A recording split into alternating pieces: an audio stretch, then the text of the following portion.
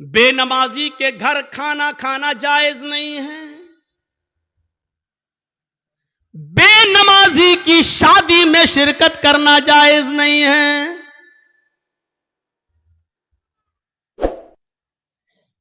अगर किसी लड़की की शादी किसी बेनमाजी से हो जाए तो उस लड़की का बेनमाजी पति के साथ रहना जायज नहीं है।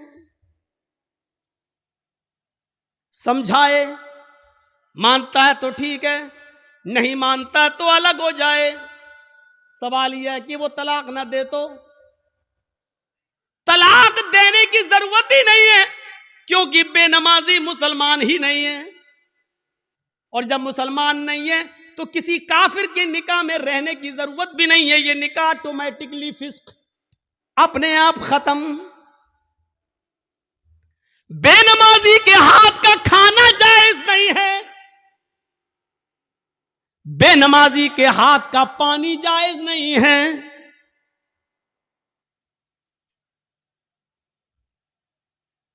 बेनमाजी अगर मर जाए तो उसकी नमाज़े जनाजा पढ़ना जायज नहीं है। बेनमाजी अगर मर जाए तो उसको मुसलमानों के कब्रिस्तान में दफन करना जायज नहीं है। क्या क्या बताऊं।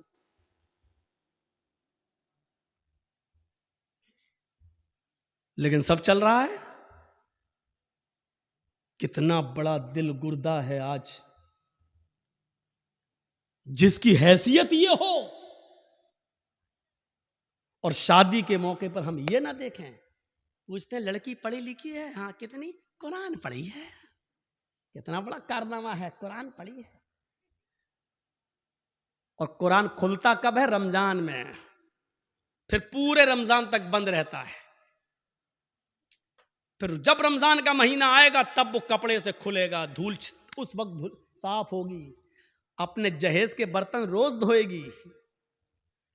अम्मा की और बाप की तरफ से मिले हुए बर्तन रोज धोएगी। लेकिन कुरान जिस जुज़दान में लिपटा हुआ है उसको महीनों हो जाते हैं, उसको साफ करने की नौबत नहीं आती। जिस तरीके से बेनमाजी औरत बेनमाजी आदमी के साथ नहीं रह सकती, उसी तरीके से नमाजी शौहर के साथ बेनमाजी औरत नहीं रह सकती।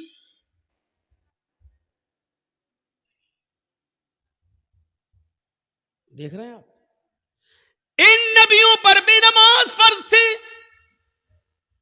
यह अलग बात है कि किसी नबी के ऊपर 2 रकात फर्ज थी, किसी नबी के ऊपर 4 रकात फर्ज थी, किसी नबी के ऊपर 3 रकात फर्ज थी, किसी के ऊपर 2 टाइम की थी, किसी के ऊपर 3 टाइम की थी, सुबह दोपहर शाम, और किसी के ऊपर 5 टाइम भी थी, किसी के ऊपर 4 वक्त की भी नमाज फर्ज थी।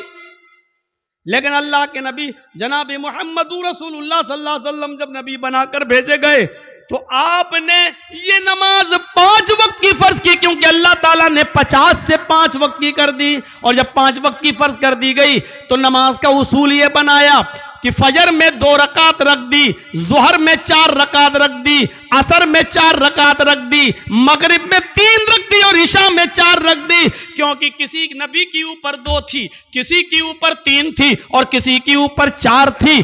2 से कम नहीं थी और 4 से ज्यादा किसी के ऊपर फर्ज नहीं थी। इसलिए अल्लाह के नबी ने 2 भी रखी, 3 भी रखी और 4 भी रखी, ताकि लोगों को इस बात का इल्म हो जाए कि मैं किसी नबी के खिलाफ नहीं हूं। मैंने फजर में 2 रकात नमाज फर्ज की है ताकि उन नबियों की भी इक्तिदा हो जाए जो 2 रकात जो पढ़ा करते थे। 3 रकात भी मैंने मगरिब में रख दी है, क्योंकि कुछ नबियों पर 3 वक्त 3 रकात फर्ज थी, तो मैंने उनको की 3 रकात भी रख दी ताकि उस नबी की सुन्नत भी जिंदा हो जाए। और जिन नबियों पर 4 रकात फर्ज थी हमने जोहर, असर और इशा में 4 रकात फर्ज कर दी ताकि उस नबी की सुन्नत पर भी अमल हो जाए। मैं नबियों का मुखालिफ नहीं हूं, मैं रसूलों का मुखालिफ नहीं हूं। हाँ, मैं आखिरी नबी हूं। अब तरीका मेरा चलेगा, अब रास्ता मेरा चलेगा। दुनिया में 3 ही किस्म की मखलूक है।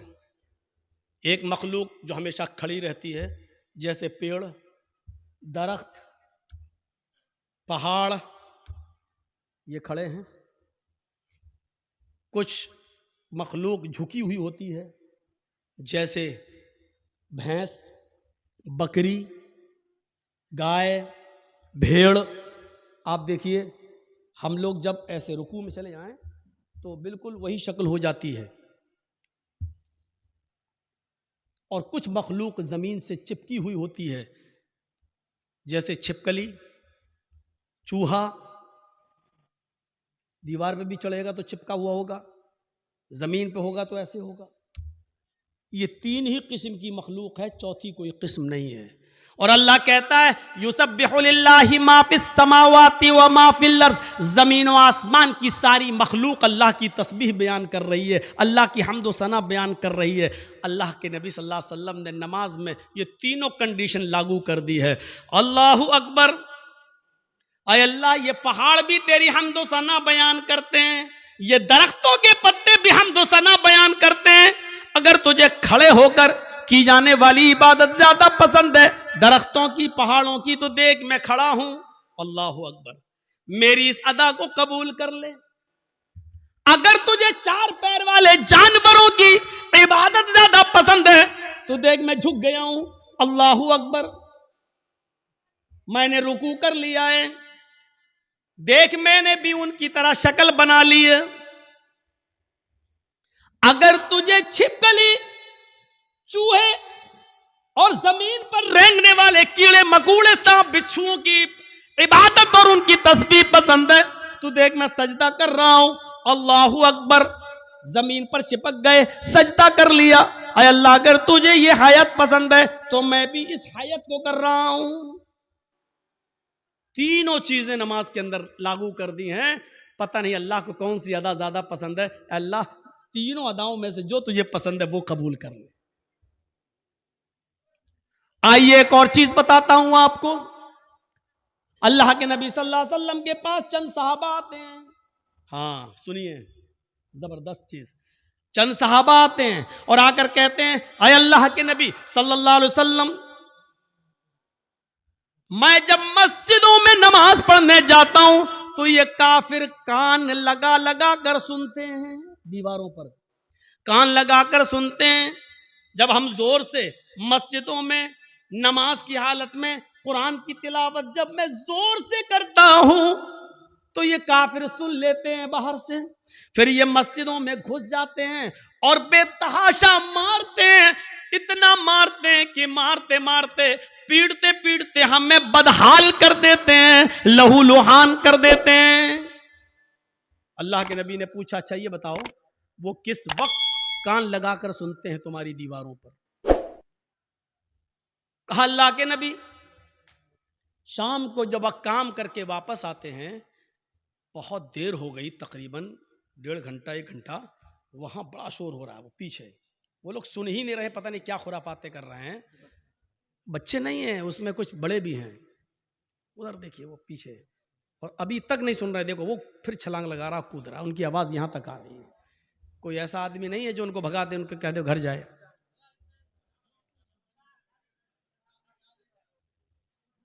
इतने शैतान बच्चे, इनके माँ बाप से पूछो, हमें हमारा दिल कहता है ये रात में पैदा हुए होंगे।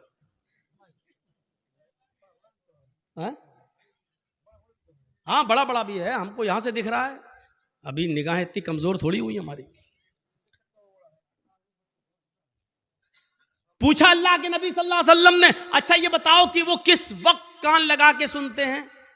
कहा अल्लाह के रसूल, वो जब शाम को काम करके वापस आते हैं, जब तो वो कान लगाकर सुनते हैं। यानी असर के वक्त। तो अल्लाह के नबी सल्लल्लाहु अलैहि वसल्लम ने फरमाया, अच्छा तो कान लगाते हैं वो दीवारों पर? कहां? तो ठीक है, फिर असर में तुम कुरान की किरात जोर से करना बंद कर दो, यानी आहिस्ता पढ़ लो। और कब कान लगाते हैं? कहा अल्लाह के रसूल, कैलूला करते वक्त। हम लोग जब दोपहर में काम करके आते हैं, घर में खाना खा के थोड़ा सोते हैं, कैलूला यानी जोहर की नमाज के वक्त वो कान लगाकर सुनते हैं और हमको पकड़ के मारते हैं जब हम जोर से कुरान की तिलावत करते हैं तब। तो अल्लाह के नबी ने कहा जोहर में भी तुम कुरान को आहिस्ता पढ़ो। देखिए, आपने ये नहीं कहा कि नमाज घर में पढ़ लो। मकामी आदमी हो, जो कहीं का रहने वाला हो, आप अपने गांव के रहने वाले हैं, तो आप अपने घर पे नमाज नहीं पढ़ेंगे। कोई मुसाफिर आदमी है, सफ़र से आया है, तो वो जहाँ ठहरा है, जहाँ रुका है, वो नमाज पढ़ सकता है अपने मकाम पर जहाँ वो ठहरा है, इसलिए कि उसको कसर में करना है, 2 रकात पढ़ना है। और मुसाफिर जोहर और असर एक साथ पढ़ सकता है, मगरिब और इशा एक साथ पढ़ सकता है, वो 2 नमाजें मिला सकता है, उसको गुंजाइश है। लेकिन मकामी आदमी को नहीं। अल्लाह के रसूल ने उनसे क्या कहा? अच्छा, जोहर में मारते हैं और असर में मारते हैं, कहा तो ठीक है, जोहर में आहिस्ता पढ़ लो और असर में आहिस्ता पढ़ लो। अच्छा, ये बताओ मगरिब में? का अल्लाह के रसूल वो बहुत देर से आते हैं, तो मगरिब में वो कान लगा के नहीं सुनते हैं। तो आपने फरमाया फिर मगरिब में कुरान की तिलावत जोर से करो। अच्छा, ईशा में? हाँ, अल्लाह के नबी जब वो घर कारोबार करके खेती बाड़ी करके वापस आते हैं तो ईशा में भी कान लगा के सुनते हैं। आपने हाँ, तो वो ईशा में भी नहीं सुनते हैं क्योंकि थके हुए होते हैं, खाना खाया और सो गए। मगरिब के बाद आते हैं, सुनते नहीं हैं, इसलिए आपने कहा मगरिब में पढ़ो जोर से। ईशा की नमाज आप इतनी देर से पढ़ते हैं कि उनको नींद आ जाती है, वो ईशा में भी नहीं सुनते। आपने फरमाया तो ईशा में भी पढ़ो। अच्छा, फजर में? कहा अल्लाह के नबी फजर में तो वो खुद ही घोड़ा बेच के सोते रहते हैं। तो आपने कहा फिर फजर में भी जोर से तिलावत करो। पहले ये 5 वक्त जोर से तिलावत होती थी, 5 नमाजों में जोर से पढ़ा जाता था अल्हम्दुलिल्लाह रब्बिल आलमीन। जब सहाबा ने शिकायत की कि अल्लाह के रसूल ये हमें मारते हैं, कानों में दीवारों पे कान लगाते हैं, सुन लेते पढ़ रहे हैं तो मारते हैं, पीटते इतना मारते हैं कि लहू लुहान हो जाते हैं। तो आपने कहा कब मारते हैं? कहा जोहर में। आपने कहा जोहर में आहिस्ता पढ़ो। कब मारते हैं? कहा असर में। असर में भी आहिस्ता पढ़ो। मगरिब में? कहा नहीं, जोर से पढ़ो। इशा में सो जाते हैं वो, जोर से पढ़ो। फजर में नहीं उठते हैं वो, जोर से पढ़ो। मेरे भाइयों, ये सिलसिला चलता रहा, बहुत दिनों तक ये सिलसिला चलता रहा, और इतने दिनों तक ये सिलसिला चला कि मक्का फतह हो गया। जब मक्का में कामयाबी मिल गई और नबी की हुकूमत आ गई, तब सहाबा किराम ने फिर अर्ज किया। अब जो चीज बताना चाहता हूं वो सुनिए। अब सहाबा ने अर्ज किया, आए अल्लाह के नबी, जब हमारे हालात खराब थे, जब ये हमें मारते थे, पीटते थे, जिसकी वजह से आपने आहिस्ता पढ़ने का हुक्म दे दिया था जोहर में और असर में, अब तो ये मारते नहीं है, अब तो हुकूमत हमारे हाथ में आ गई, अब तो मक्का और मदीना की बागडोर हमारे हाथ में है, तो आए अल्लाह के नबी हमें पहली वाली इजाजत दे दीजिए, अब हम फिर से 5 वक्त की नमाजों में जोर से तिलावत करें।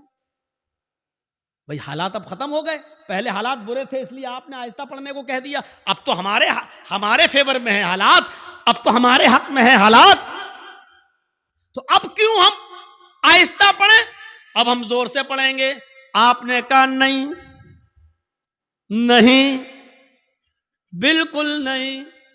सहाबा ने कहा अल्लाह के रसूल, क्या ये वजह नहीं थी कि ये लोग हमें मारते थे इसलिए आपने आहिस्ता पढ़ने के लिए कह दिया था? आपने कहा वजह यही थी।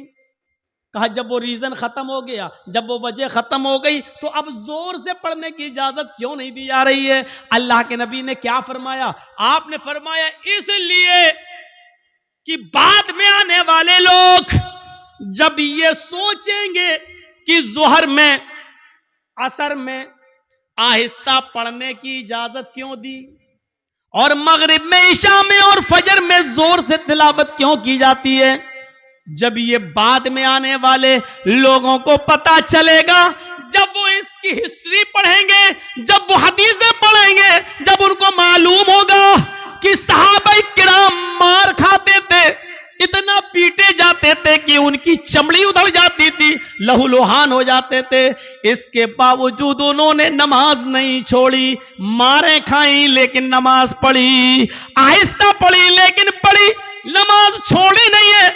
जब उनको इस बात का इल्म होगा तब उनको पता चलेगा कि साहबा किराम ने बड़ी से बड़ी मुसीबतें झेली हैं लेकिन नमाज नहीं छोड़ी है, नमाज तर्क नहीं की है, तो फिर वो भी नमाजी बन जाएंगे, वो भी नमाज के पाबंद हो जाएंगे। अब आपको अंदाजा है मेरे भाइयों, सहाबा किराम मारे खाते थे, इतना पीटते थे कि उनकी चमड़ी उधर जाती थी, जिससे खून बहता था, लेकिन इसके बावजूद नमाज पढ़ रहे हैं। अल्लाह के रसूल ने कहा जोर से मत पढ़ो, आहिस्ता पढ़ो, लेकिन पढ़ो। नमाज ऐसी कंडीशन में भी माफ नहीं। हट्टे खट्टे तंदुरुस्त हैं और नमाज नहीं पढ़ते। और जुर्रत देखो, बहादुरी, हिम्मत तो देखो। अजान की आवाज आ रही है, कुछ लोग मस्जिद में नमाज के लिए जा भी रहे हैं, लेकिन कलेजा इतना बड़ा कि उन नमाजियों के सामने होटलों पे बैठ के चाय हम पी रहे हैं। हमारा दिल और हमारा कलेजा कितना मजबूत